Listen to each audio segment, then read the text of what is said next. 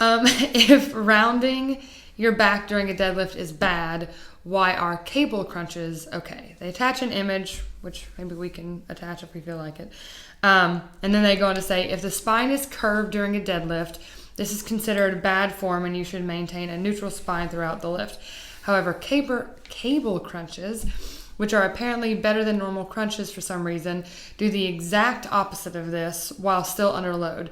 During a cable crunch, you round your back and curve your spine to compress your abs. The thing we're told not to do when deadlifting.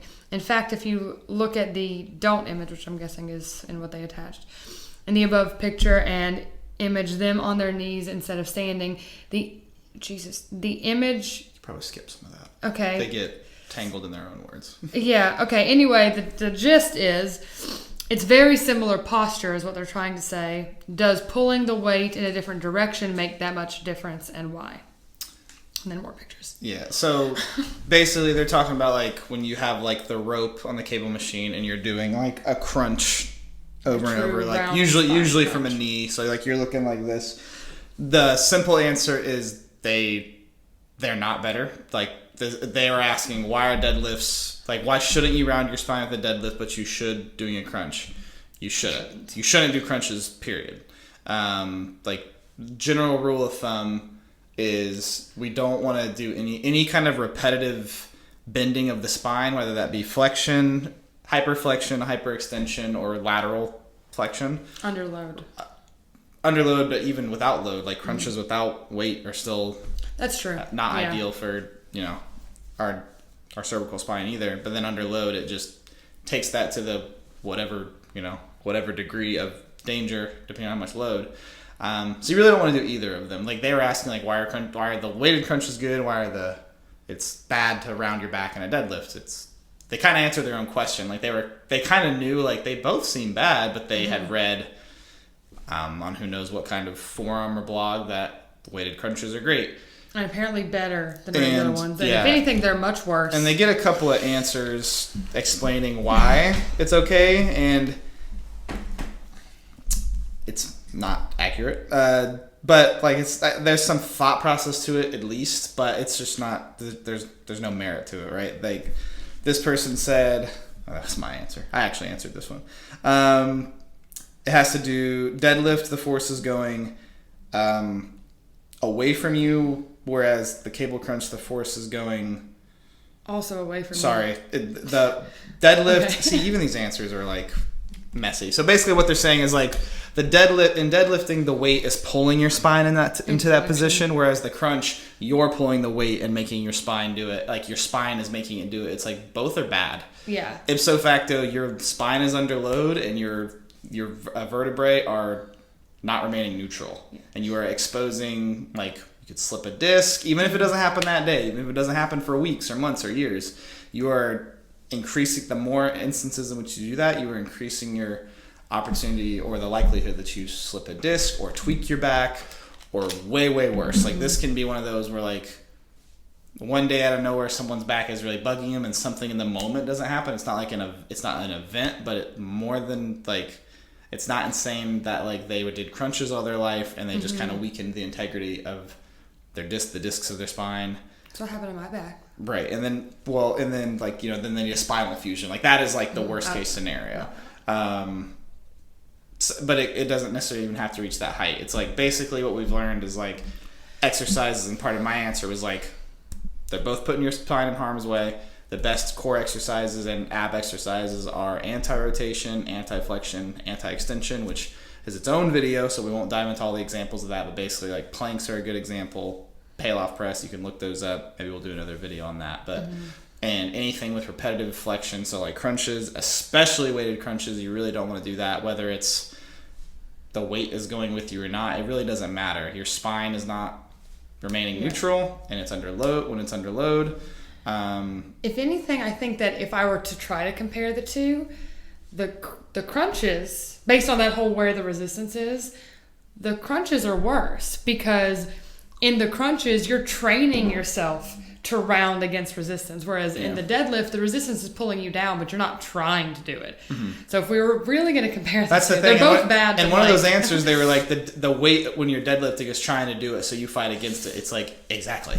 That part. Why do you think? That part of your answer was right. And you can do the same. You can do like an anti-crunch with the cable. So like you can still do that action, but lead with your hips and not crank into your spine. Yeah, so that's like, neutral. and it's like look up like cable anti-crunches, and you'll see a lot of good examples of those. We have actually posted it previously. Yeah, a while ago. Short. Those are totally fine because you keep your spine neutral, and no repetitive flexing, extending, bending, whether that be lateral or forward and back. As long as you stick to those, the core exercise is fine. So that's the simple answer. They're both bad. Here's a replacement for them. Yeah. Do you want to touch on like when you can bend the spine? Because the answer is like, oh, you're never supposed to bend your spine. Right. It's supposed to move. Yeah, that's so. One, just to like really, really quickly kind of like neatly tie up so it's easy to understand. Like, our spine has like kind of two jobs for different situations, or rather, the muscles in our core that protect our spine. The muscles, their job is to protect the spine and stay stable when there's resistance. So its job is to like, if we get hit with something, keep our spine stable so it doesn't snap. That's why the anti-rotation and all that stuff is so important for like core training. The spine itself, the upper spine, you do want it to be mobile, but not against resistance. You just want it to have the capacity to bend when it needs to and like absorb shock.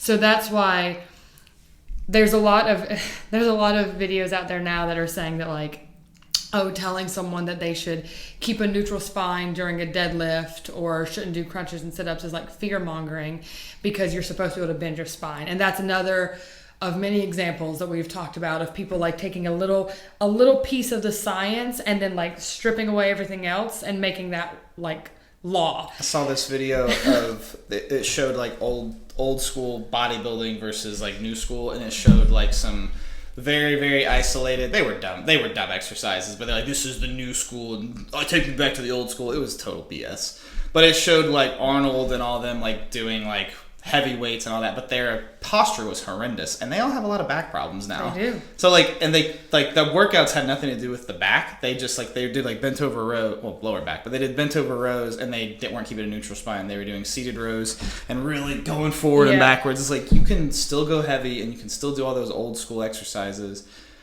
but still keep a neutral spine. Yeah. And so it's like, again, people taking part of it, but. So, like, if someone wants to mobilize your spine, which you should want to mobilize your thoracic spine. That means not your lumbar, but everything above the small of your back. You should want to mobilize that. You should want to be able to flex and bend and rotate. That's how we keep a healthy spine. But that should be done through like static stretching, maybe some dynamic stretching, but not yoga, just like Pilates. Yeah, yoga, Pilates, things like that. Primarily stretching that is static, but there's plenty of like dynamic things that you can do. Like foam rolling. Yeah, you can do like thoracic extension on the foam roller. You can even do cobra pose for like slow dynamic reps, but the difference is that is not under load, and it is a very slow control. Like no one's like cranking out cobras like they're doing push-ups. Yeah. So it's very controlled. Your spine has time to adapt. Whereas what happens when we're doing repetitive flexion at the spine, especially under load, and that shock is kind of coming in quickly, we have our like little vertebra, like if each finger is a vertebra, and then our disc is in here. And what happens when we flex the spine is the vertebra does this. Like it opens and closes like a seesaw kind of action. So if you think about if you had like something squishy in the middle and it was seesawing, what's going to happen is over time that disc is going to start to scooch out the back, and that's where a lot of bulging discs happen. And a bulging disc is just kind of a herniated disc waiting to happen or some other injury. So that's like the reason that repetitive loaded flexion is not ideal, but like slow flow dynamic flexion that is not rapid and not under load, that's how we safely mobilize the spine. And then we also train the muscles around the spine to protect it through that. So it's kind of like two separate things, and people I think are trying to wrap them into one. Yeah.